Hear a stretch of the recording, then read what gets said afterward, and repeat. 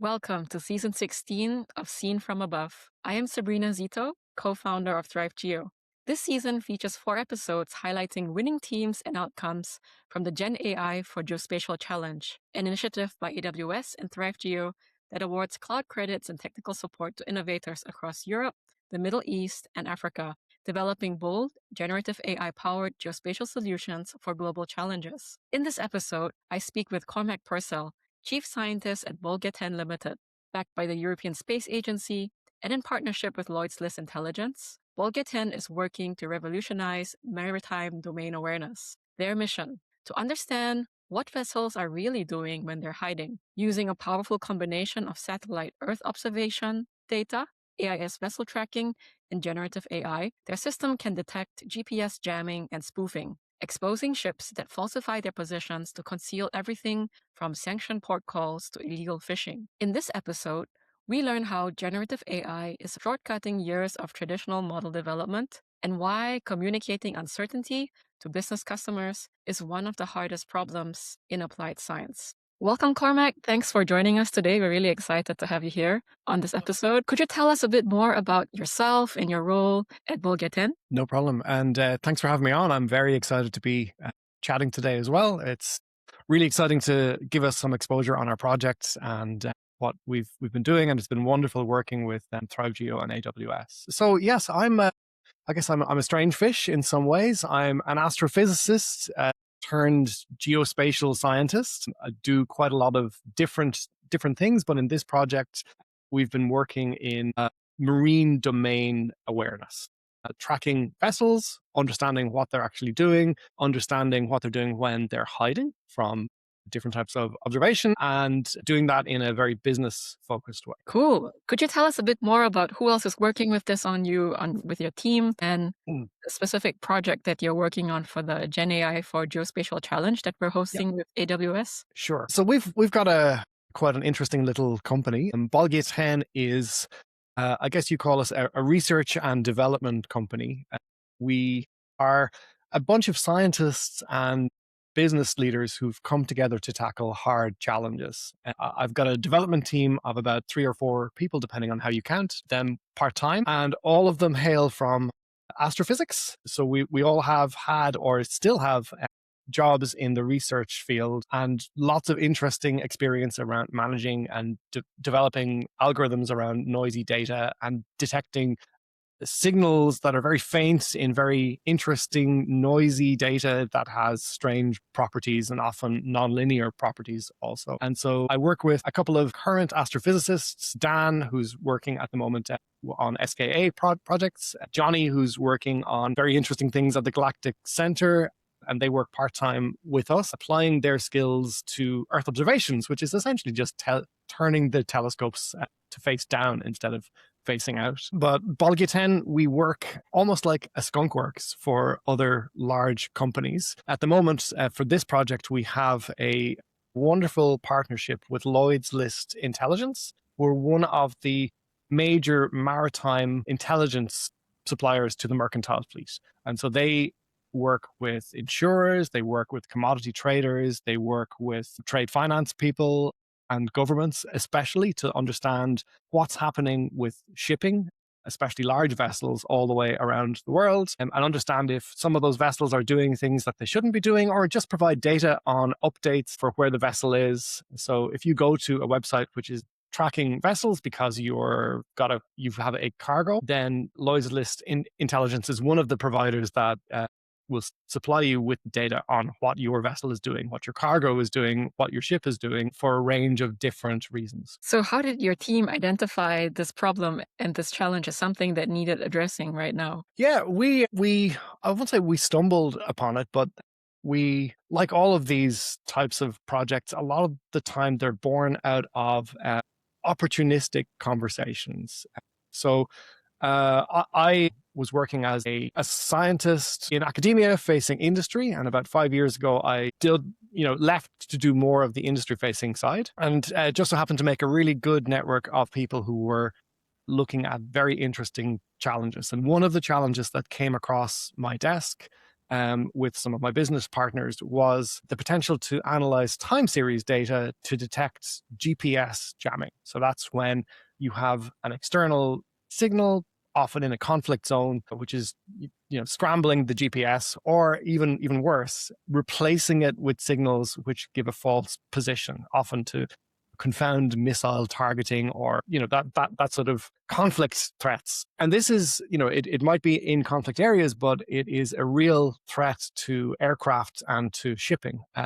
If you take an individual vessel, each vessel has a transmitter on board that uses GPS coordinates to ping every few seconds or every few minutes on where they actually are. And this is really important for safety. You can, if you're a port operator or you're managing vessels going through constricted straits, you want to know exactly where those vessels are. You don't want them to collide. You don't want them to hit sandbanks. So understanding where all the other vessels are and understanding where your vessel is and its history and what it's been doing is really important. But the problem is this automatic identification system, or AIS, it's based on trust. It's a completely open system. Ships, they get their GPS coordinates from a GPS receiver like you have on your phone, and they broadcast them in a sort of transmission open ping every 6 seconds or so.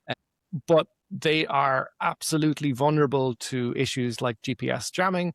And then we were brought on board to investigate, are there good, interesting, algorithmic ways to detect that jamming and understand when it was different from spoofing, which is when the vessels are trying to hide their activities by injecting false coordinates into their data stream. And that's, an initial project that we had with Lloyd's List, which then led us on to the question, can we do anything more interesting? Our team has lots of experience with image data and with artificial intelligence and machine learning. And then we got to talking and ended up working after a little while on this project, which is supported by the European Space Agency, ESA. Yeah, that's absolutely fascinating. So it sounds like it could be a vessel with the intent of broadcasting a different set of coordinates for a different route, or it could be something that's done to them without their intent. Yes. With the GPS jamming. So it makes it look like they are going somewhere else if there are some false coordinates being inserted without their intent. Yeah, exactly it. And so it can be first party, which is they're trying to hide some activity, or third party where it's been imposed on them. And this is really important from a business point of view. Right. If you're the victim of jamming, what can often happen is it can look in your data stream like you have made what we call a dark port call, which is when you call to a port which you're not supposed to call. So you might call to a port which is trading sanctioned oil, and then you get a black mark against your history. And that can impact the cost of insurance. It can mean that you get landed with fines based on visiting a sanctioned port, or you can be somebody can accuse you of trading sanctioned oil or people smuggling or going into a marine protected area and fishing where you're not supposed to fish. So these coordinates and these errors in coordinates can have real monetary consequences for a whole range of people. And even in insurance, if there's an accident, the insurer is going to want to know what's happened. And AIS especially is one way of looking at where the vessel has been and what it's been doing. And really, we need lots of other complementary data in order to have something more reliable. Yeah, so this is really fascinating. So in simple terms, could you tell us how does your solution work to solve this challenge? And could you walk us through what happens when someone uses it? Yeah, absolutely. So most of the marine intelligence firms, they're very much focused on AIS. It's very widely available. You can set up your own receiver if you're, near to the coast. You can purchase a commodity antenna and you can receive these pinged positions along with the International Marine Organization number, the unique identifier that each vessel has. And then you can assemble your own map. You need to do a little bit of sharing, but it's open intelligence, and you can, plug into transmissions from around the world if you have a big enough antenna. But because it's open, it's very vulnerable to tampering with. Earth observations, on the other hand, have got a really strong supply chain. So you can go to Earth observations from the European Space Agency or NASA and be guaranteed that whatever you're seeing in the images is real. It's not been tampered with. There's a very good chain of confidence that you can say, right, I know what's in this imagery and I can make some conclusion from it.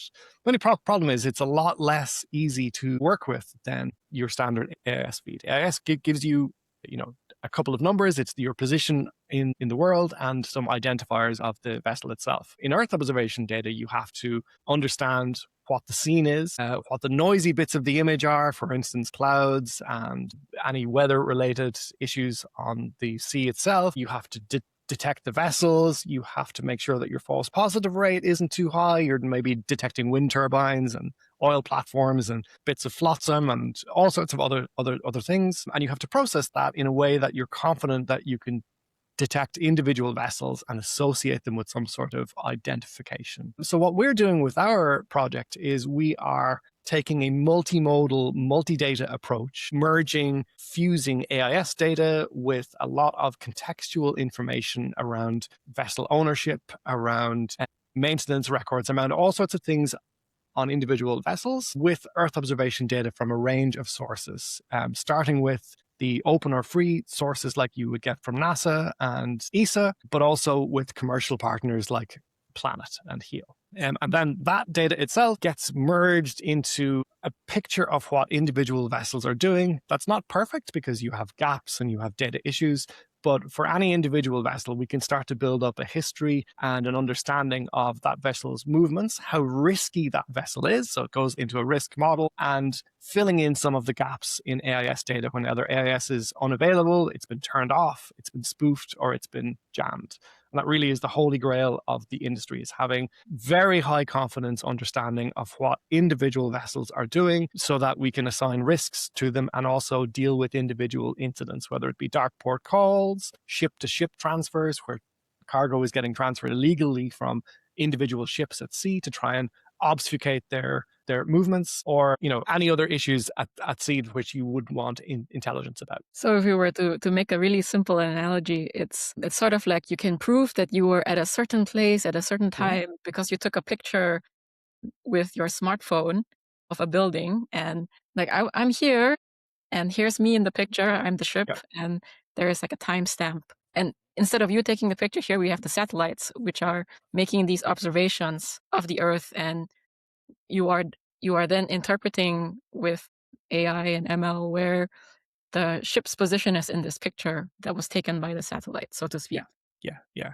And it's very similar to what astronomers do as well. We often look at sources of emissions, whether it be a star or a galaxy, in a very noisy field, and then understand, what that emission is, where it is, what's it doing, what's its history has been. So the basic data processing problem is much the same. And we're just finding out what that chip is, where it's been, what it's doing, and often inferring where it's been from, imperfect data, because Earth observation, as your listeners know, you've got low cadence in comparison to AIS. AIS is every six minutes or so in the open water, but Earth observation you might get a snapshot at best once a day, and the resolution varies quite highly as well. So when we started this project, we weren't entirely sure what the value of Earth observation data would be. In fact, the European Space Agency funded us for a feasibility study, which is basically, we think this will work, but prove it to us. And we were pleasantly surprised, actually. So,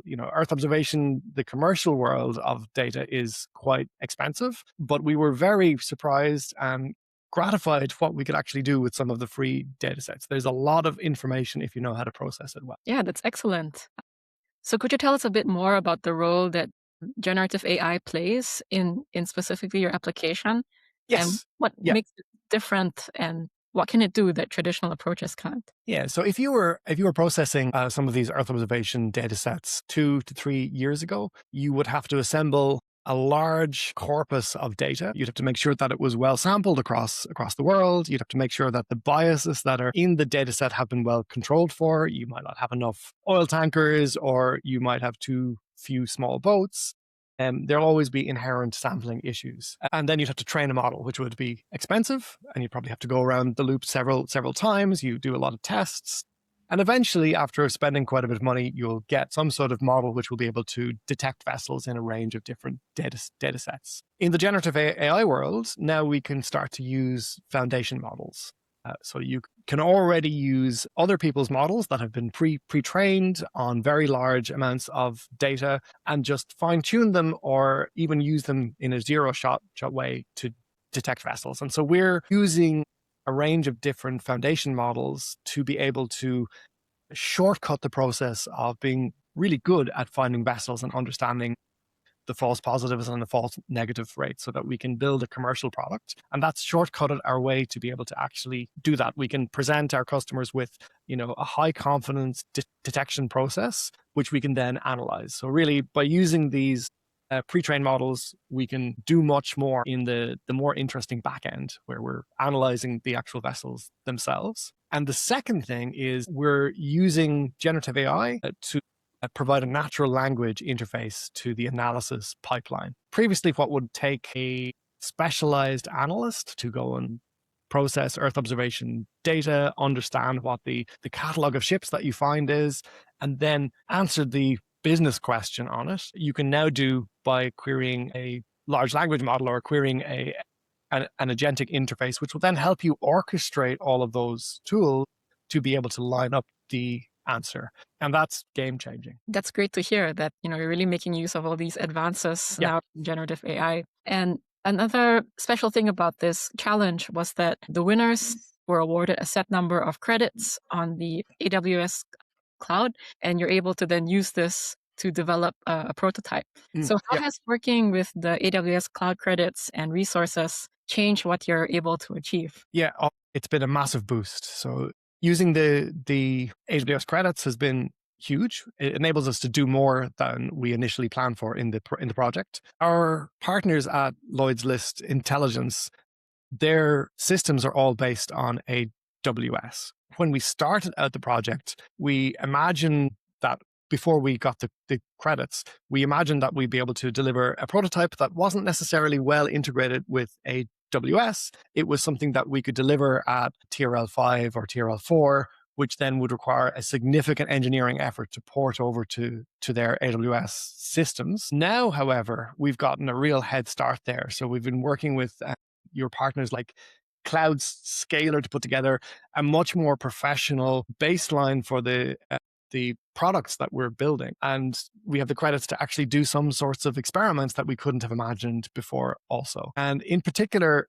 building an AWS landing zone and being able to make a professional pipeline that can be given over to our partners to engineer into their systems. It's delivering a much higher TRL prototype that is much closer to market. And so that's priceless in itself, just the help that we've got there. And then, having the credits to be able to run different experiments then allows us to build more confident models, which we can then say to the partners and customers that, here's a much more confident system that you can test with your customers and iterate much faster, so that we'll get closer to market at the end of this project. And for listeners who aren't familiar with TRL, that's technology readiness level. Correct. Yes. Yeah. So we like to think in technology readiness levels. It's just a nice way of thinking about how ready a technology is to go to market. It was a scale from 1 to 9 that was developed by NASA to be able to say how flight ready something is. So TRL 1 is an idea. TRL 5 is a prototype that works, not necessarily integrated into one whole. TRL 6 is a prototype that actually works across all of the modules and has been tested in the live environment. And that's what the AWS system allows us to do. We can build our product in the environment in which it's going to be deployed into production. And so, we can get that into customers' hands much faster. And then TRL 9 is something that is a mature system that has been built and tested and has matured in a production environment. Yeah, absolutely. I'm glad to hear that it's been very useful also for this integration, the operational environment that your client also has. I have another question related to combining AI with geospatial data. So what unexpected insights have emerged along the way when you have, combined AI with geospatial data for your solution? Yeah, we've been quite surprised at how much you can get out of the free data by leveraging AI. So, you know, when we went into this, we were looking at a range of different suppliers for our data.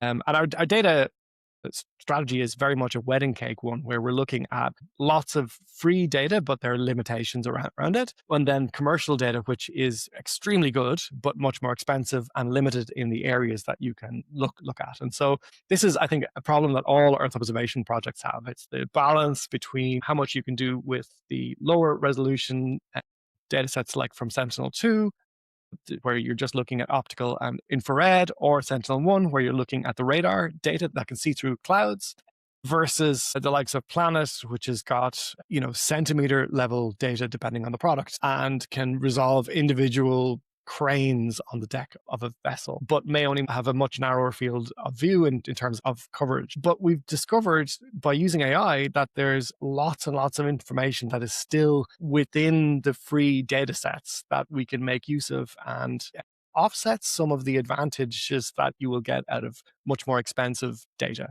Because ultimately, we're trying to build products that are scalable, that can be used, over large areas, but are also not too expensive. And unfortunately, it's been cost prohibitive to use much of the really high resolution Earth observation data, because you have to task it, and that is out of the reach of most customers in the maritime world. And so really, this is not just a technology problem that we're trying to solve, it's a market fit problem, where we're trying to understand how insurers can use this data and access it in a way that's cost effective, and the same for all sorts of other customers, like government customers who want to understand sanctions, or trade finance people who want to track their cargoes and understand what the vessels are doing as well.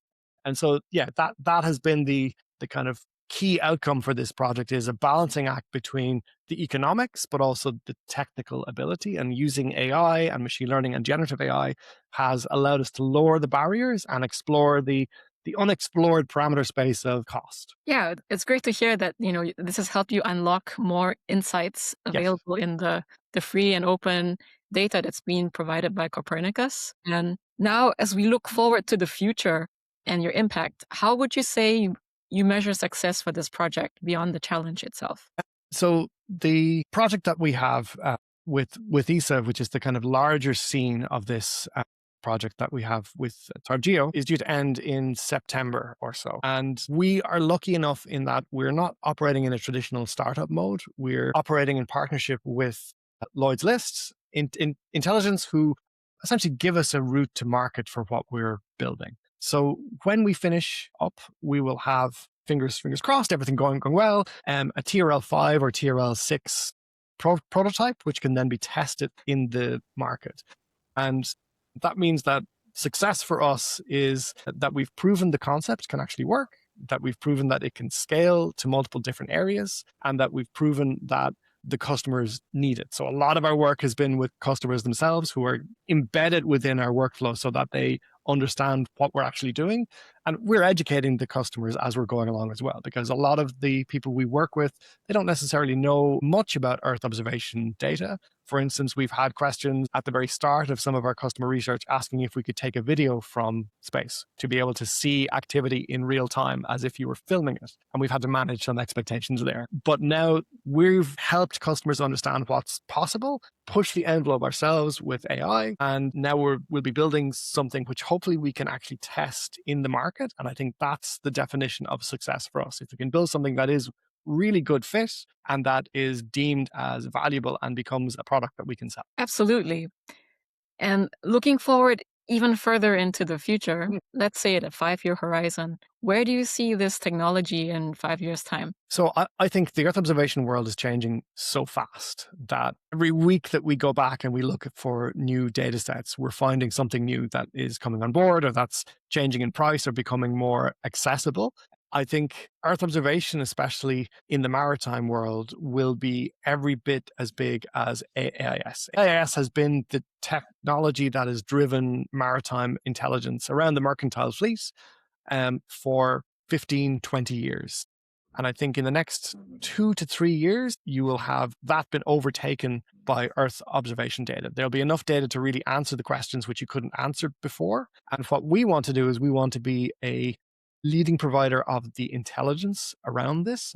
And it's not just the ability to be able to say, okay, this is where a vessel is and what it's been doing. If we can unlock the historic data sets as well, then suddenly we have not just a single product where we're looking at, what is the ship doing now, but we also have insight into the behavior in the past of different vessels. We have insight into much bigger trends in the maritime world in terms of shipping in reaction to world events and how those trends are potentially moving forward into the future with predictive models. So we'd like to expand from just simply looking at individual vessels to looking at much longer baselines, to looking at data sets that could go back into the past and then building on predictive models on top of those. This is absolutely fascinating to think that we can also look in the past and understand how ships have behaved, and there might also be implications for past actions that might have Yes. some consequences for taxes or Yeah. borders and maritime protected areas and things like that. So yeah, really fascinating stuff there. Related to this question of like customer education that you raised earlier, you talked about how you have to educate some of your customers about what Earth observation data can and cannot do. What are some of these common questions that you all have found in interacting with customers related to EO data, and also maybe about AI? Yeah, so I think there is a lack of understanding in general about what Earth observation can actually do. So we've had to put together explainers, as basic as, here's what resolution is, here's what you can do if you want to push the edge on that. And just building out the parameter space of, well, you pay for cost, you pay for resolution, but then of course your coverage goes down, but you also pay for cadence. And so you can access high cadence, high resolution data, but it's never going to be economically viable for doing a survey of the global shipping fleet, or tracking your global shipping fleet in a way that approaches AIS. Because AIS gives you a picture of the global shipping fleet every hour or so. You know exactly where each vessel is. Whereas at the best case for the free data sets, you only get, a snapshot every 5 days if you're just looking at one or two different data sets from the Copernicus program. And so we've had to sort of manage expectations there. And there is a certain amount of, I guess you'd call it, disappointment to say, oh, is that all that you can do? But then when we've shown them what you can do with that data set that adds value, because there's such rich data sets, you don't just get individual vessels, you get the context around them, you get an understanding of weather patterns, you get an understanding of how the coastline updates. They start to see quite a lot of value in that also. So a lot of it is around education on resolution, cadence, what can be done there, and then understanding that you can extract much more rich data from those scenes than you could with AIS, and that the data is not tamperable with. You can't have a bad actor coming in.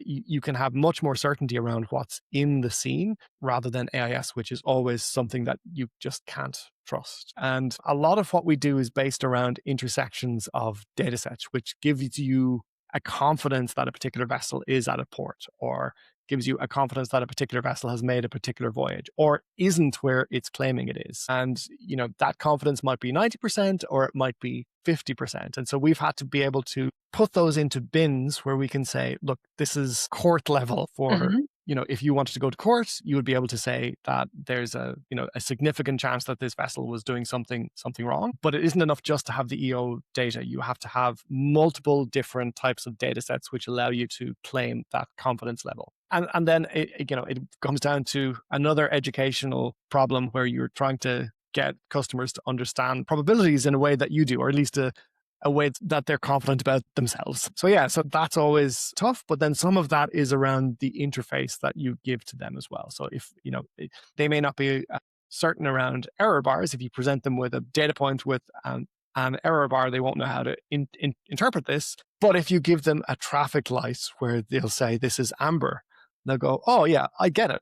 So if you can, communicate the information to them in a really intuitive way, then they're quite happy with probabilities in the same way that people are happy with a weather forecast. You can have, this is 90% chance of rain. If you can communicate to them in the same language that you communicate weather, or the same graphical language, then sometimes it immediately clicks a switch. Thanks, Cormac. This is a challenge I think a lot of the startups in the challenge will also encounter, right? Communicating scientific concepts to an audience that is more business-minded, that might have a different level of confidence or certainty that they are requesting than what is maybe typically the case in the scientific world or community. So yeah, it's been really fascinating to hear how you all have done this at BolgiaTen, and hopefully some of the other startups can also be inspired by your journey and take some of this away. Yeah. So I'd like to congratulate you again on participation in this challenge, and we're really excited to see the announcements you're about to make in the future about this technology, and all the very best as well with the conclusion of this pilot project with Lloyd's Intelligence. Thank you very much, Sabrina. We've thoroughly enjoyed it. It's been fantastic and a huge learning experience for us, which is part of the joy of it. Thanks again, Cormac, and I wish you a good rest of the day. So thanks for joining us on this episode of Seen from Above. My pleasure. Thanks again, Sabrina.